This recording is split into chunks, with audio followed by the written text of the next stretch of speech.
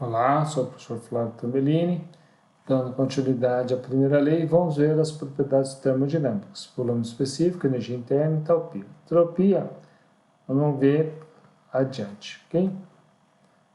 Nós temos as substâncias, podemos ter os fluidos incompressíveis, os gases ideais, tá?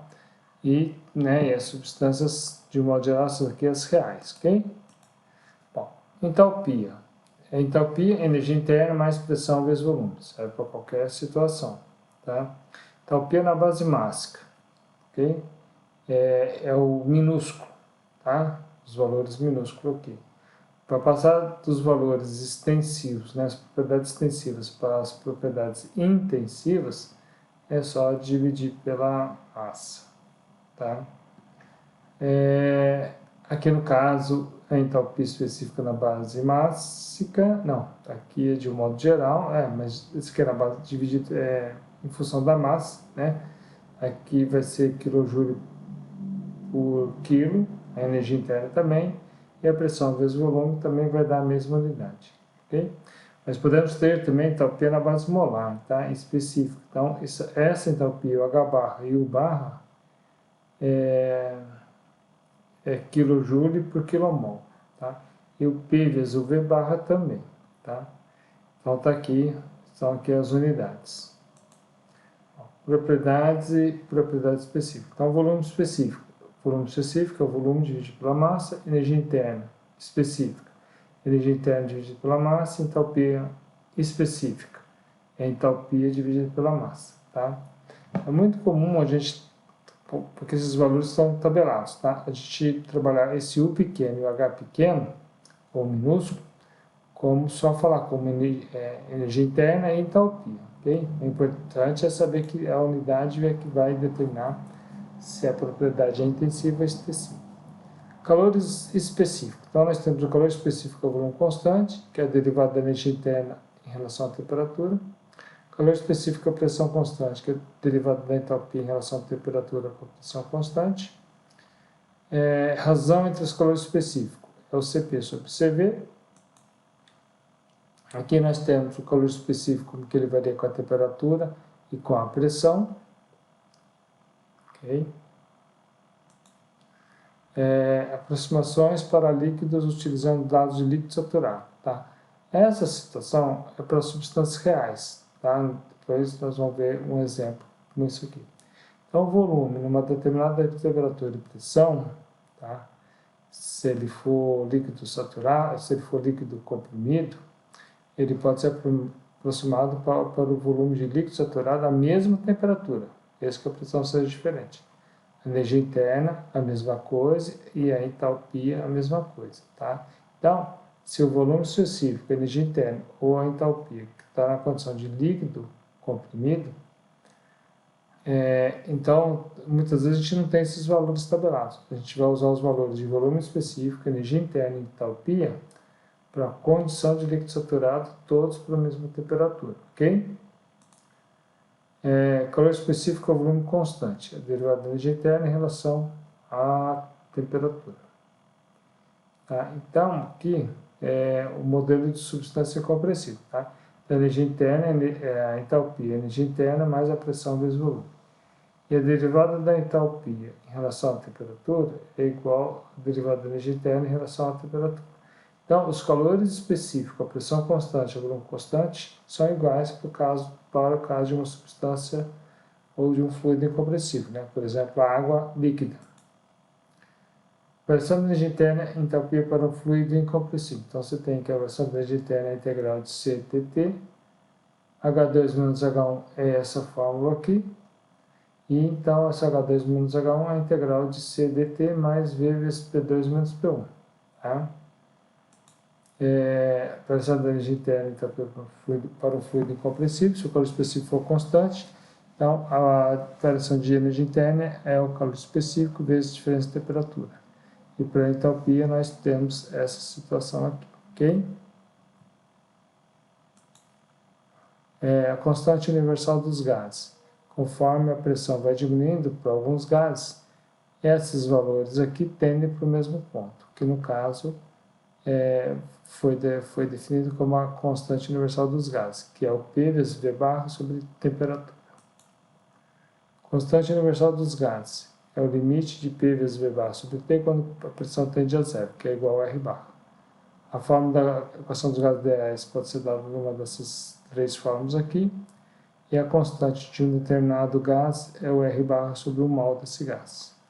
O número de mols é massa sobre mol, e o V barra é o volume sobre o mol, tá?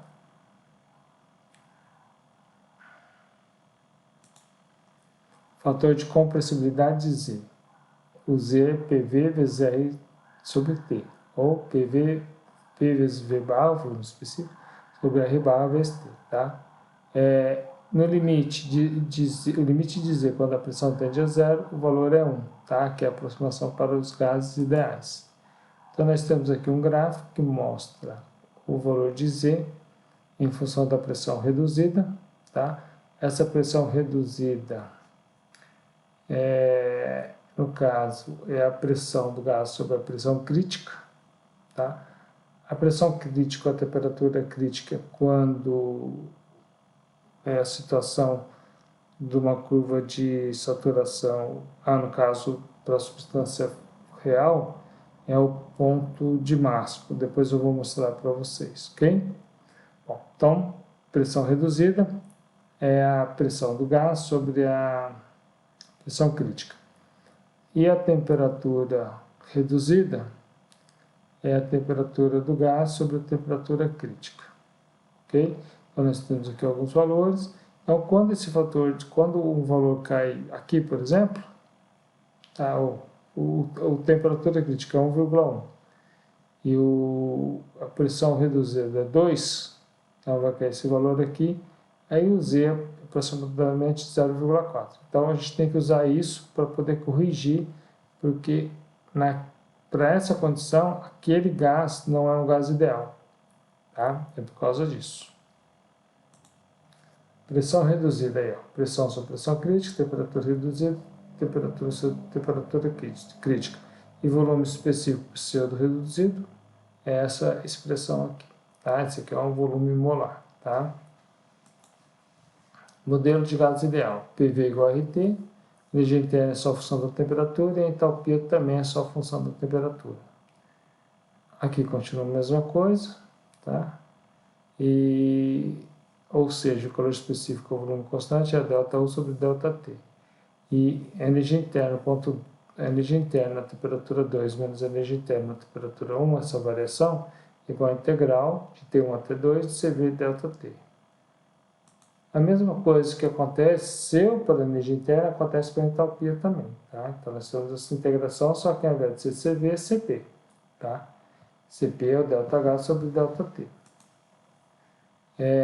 E aí a gente sabe que a entalpia é energia interna mais PV, que também é igual a energia interna mais RT. Tá? Então, derivando, nós temos esses valores, a gente tem que CP igual a CV mais R, ou CP barra igual a CVR mais R barra. E K é CP sobre CV ou CP barra sobre CV barra. Tá? K é a razão entre os calores específicos. Ok? Bom, calor específico, pressão constante em função de K e R, e o calor específico volume constante em função de K e R também. Então, esses valores aí. Aqui nós temos alguns calores específicos de alguns gases, né? O CP barra sobre R barra. Isso aqui, esse ar aqui é argônio, tá? E esse outro ar aqui é ar mesmo, tá? Esse aqui mais em cima. Então, aqui, o CP barra sobre R barra, para o argônio, hélio, neônio, criptônio, xenônio, vale 2,5. Tá? Para os outros variam. Aqui nós temos uma tabela para as propriedades para o ar, do CP, do CV e do K. Ok? Temperatura variando de 250 a 1000 Kelvin. E aqui nós temos um gráfico o verde aqui é o K, o gráfico, a curva azul aqui é o CP e o vermelho aqui é o CV. Tá? Apesar de ter uma variação, parece pronunciada, o valor está variando de 1 até 1,14, 13, alguma coisa assim. Tá? Tem os valores tabelados no slide anterior. Aqui as propriedades dos gases na base molar. Então, nós temos aqui a temperatura, a entalpia na base molar, a energia interna na base molar, tá? Em kJ por quilomol. Aqui nós temos os calores específicos constantes, a variação da energia interna, que é o CV integral de T1, T2, CV vezes ΔT, se for constante, CV vezes T2 menos T2. E aqui a variação da entalpia, tá? E aqui se for constante, tá? No caso, o CP. Calor específico médio integral de T1, T2, CV, dt sobre T2 menos T1. E na prática, o que é feito? Se a gente tem um processo que varia, por exemplo, de 300 a 500 Kelvin, a gente calcula a temperatura média a 400 Kelvin. Então, a gente avalia o CV nessa temperatura média. Mesma coisa acontece com o CP, tá? A gente também vai avaliar o CP na temperatura média de um determinado processo. Relações de processos politrópicos, P vezes V elevado a NP igual a constante. Nós temos essa relação aqui. A relação entre temperatura e pressão, temperatura e volume, é dada aqui, tá? E aqui entre pressão e volume, primeiro aqui. Trabalho em processo politrópico, nós já vimos, certo? Que podemos usar essa equação aqui. Processo isotérmico é a mesma coisa, nós já vimos também. E agora nós vamos ver a substância pura, ok? A substância pura, nós temos um gráfico aqui, tridimensional, das propriedades em função da pressão, volume e temperatura, ok?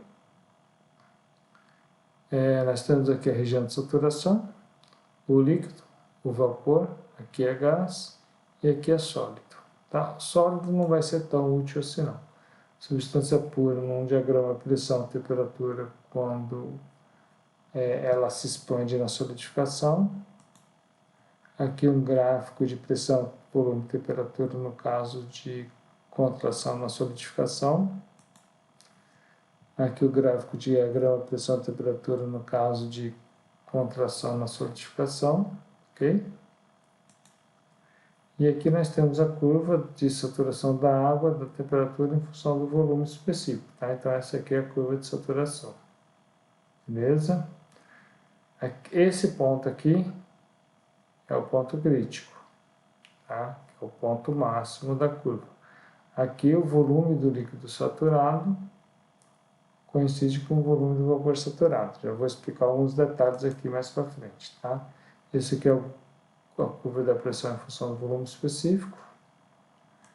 E aqui a curva de saturação da água, da temperatura em função da entropia. Apesar de ter falado de entropia, já estou mostrando que é mais ou menos assim. Aqui eu mostrei a tabela dos gases na base mássica e na base volumétrica, ou na base molar. E aí, aqui tem uma tabela para a água saturada, né? Então, aqui na região de saturação, para 100 graus, 110, 120 graus Celsius. Então, para a temperatura de 100 graus, a pressão de saturação vale 1,014 bar. Aqui é o volume do líquido saturado, que vale 1,0435 vezes 10 a menos 3. Então, o que significa isso? Que o VL vezes 10 ao cubo é igual a 1,0435. Mas, na verdade, você tem que passar o 10 ao cubo para o outro lado, fica 10 a menos 3. Então, esse é o valor do volume específico. Esse aqui é o volume do volume específico saturado, 1,673. O valor da energia interna do líquido saturado, aqui do vapor saturado, a entalpia do líquido saturado e a entalpia do vapor saturado. Eu vou mostrar no gráfico isso aí, tá? Daqui a pouco. Aqui o exemplo de tabela de vapor superaquecido, na pressão de 5 bar. Então, essa aqui é a condição de saturação, vapor saturado, e aqui os de baixo são valores de vapor superaquecido. Por exemplo, pressão de 5 bar, 200 graus Celsius, é vapor superaquecido com volume específico de 0,4249 m3 por quilo, energia interna de 2.642,9 kJ por quilo, e entalpia de 2.855,4 kJ por quilo, ok? Agora sim, aqueles dois valores vistos, por exemplo, nessa situação aqui, tá? Aqui pode ser temperatura em função do volume específico ou pressão em função do volume específico. Aqui é o líquido, essa curva B é o líquido saturado, ou seja, só tem líquido, e a curva BC é o vapor saturado. Então nós temos o líquido do lado esquerdo, só esqueci desse detalhe, né? Na região de saturação a gente tem líquido mais vapor, e aqui do lado direito nós temos o vapor superaquecido. Tá? Então a curva B é quando tem um aquecimento, é quando o líquido, né, ele já está começando a formar um pouquinho de vapor. Então tem um pouquinho de vapor aqui, o vapor vai aumentando, aumentando, aumentando, até ter somente vapor na curva BC. Pois daí vira vapor superaquecido, ok? Título é massa de vapor sobre massa total. Né? Massa total, massa do líquido mais massa de vapor. Por que isso? Porque o título é definido só dentro da região de saturação. Ok? Vou voltar o slide um pouquinho. Por exemplo, o título é definido só aqui, ó. Aqui. Ou seja, aqui dentro dessa região. Mas o título aqui na curva B, ele vale 0, porque tem 0 de vapor e só tem líquido. O título na curva BC vale 1, porque só tem vapor. O título na região de vapor superaquecido não está definido, e na região de líquido aqui, ele também não está definido. Só um detalhe, tá? Esse líquido ele pode ser chamado de líquido comprimido ou líquido subresfriado.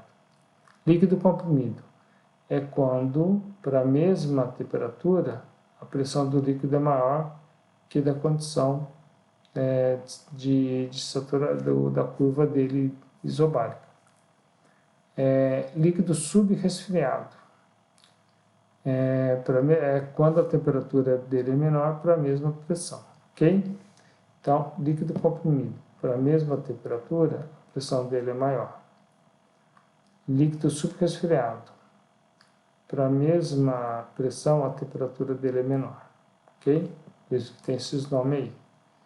Tá? Então, está aqui o título, que é definido só na região de saturação. A parte de líquido ou de vapor superaquecido não está definido. Aqui nós temos o título em função das propriedades, tá? Às vezes é dado volume, mas esse volume tem que estar entre o volume do líquido saturado e o volume do vapor saturado, ok? A mesma coisa acontece com a energia interna e com a entalpia. Valores das propriedades na região de saturação. Então aqui nós temos o volume específico em função do título, tá? O título é isso aqui, a energia interna, e o título é isso aqui, e a entalpia, que é essa, e o título é aqui, ok? Então estão aí as propriedades.